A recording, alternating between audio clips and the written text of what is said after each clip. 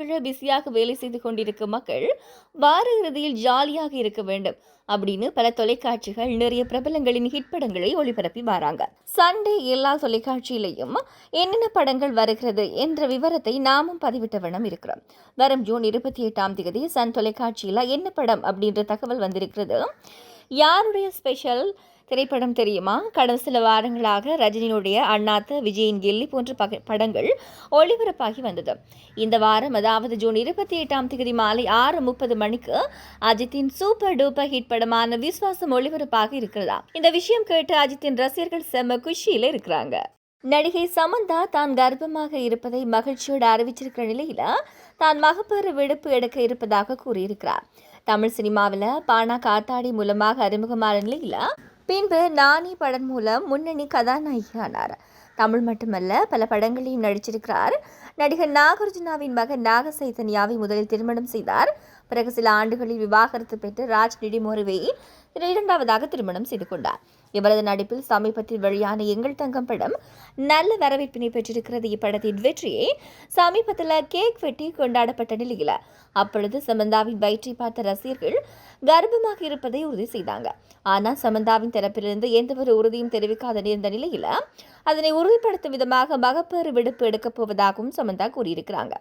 அது மட்டும் இல்லாமல் தாய்மை தன்னுடைய வாழ்வில் சிறப்பான அத்தியாயம் அப்படின்னு மீண்டும் சினிமாவுக்கு திரும்பும் முன்பு அதனை முழுமையாக அனுபவிக்க விரும்புவதாகவும் கூறியிருக்கிறாங்க. சீரியல்ல ஒன்றாக நடித்த நடிகர் மற்றும் நடிகை இருவருமே காதலித்து திருமணம் செய்து கொள்வது அப்படின்றது புது விஷயம் இல்ல. தமிழ் சின்ன திரையில் அப்படி பல நட்சத்திர ஜோடிகள் இருக்கிறாங்க. ஜீ தமிழ்ல வாரிசு சீரியல்ல ஒன்றாக நடித்த சுர்ஜித் மற்றும் காவ்யா அமீரா ஆகியோர் நிஜ வாழ்க்கையிலையும் ஜோடியாக நீராங்க. அவங்க திருமண நிச்சயதார்த்தம் நேற்று நடந்து முடிந்திருக்கிறது. நிச்சயம் முடிந்த பிறகு அவர்கள் ஜோடியாக மேடையில் நடனமாடி இருக்கும் வீடியோ வெளியாகி இருக்கிறது. அவர்களுக்கு நெட்டிசன்கள் வாழ்த்து தெரிவித்து வராங்க. விஜய் ஒரு பக்கம் த்ரிஷாவோட போஸ்ட் போட்டுக் கொண்டிருக்கும் நிலையில விஜய் மனைவி சங்கீதா தன் மகளுடன் இருக்கும் காணொலி என்று தற்போது வைரலாகி வருகிறது.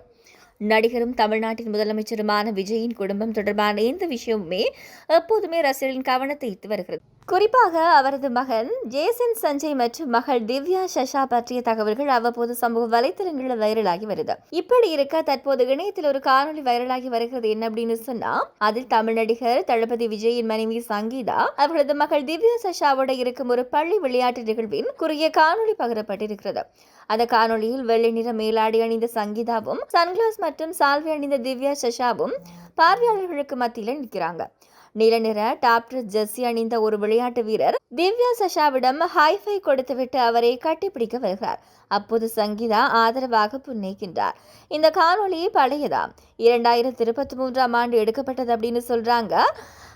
திவ்யா சஷாவுக்கு இப்போது சுமார் 21 வயது அப்படின்னும் அவர் அமெரிக்காவில் படித்து வருகிறார் அப்படின்னு சொல்லியும் பலர் கருத்துக்களை தெரிவிக்கிறாங்க. மேலும் பல ரசிகர்கள் இதை மனதை நிகழ வைக்கும் காட்சி அப்படின்னு சொல்றாங்க. ஆனா சமூக வலைதள தகவலின்படி விஜயின் மகளான திவ்யா சஷா சமீபத்தில் நடைபெற்ற தடகள போட்டி ஒன்றில் பங்கேற்றிருக்கிறாங்க.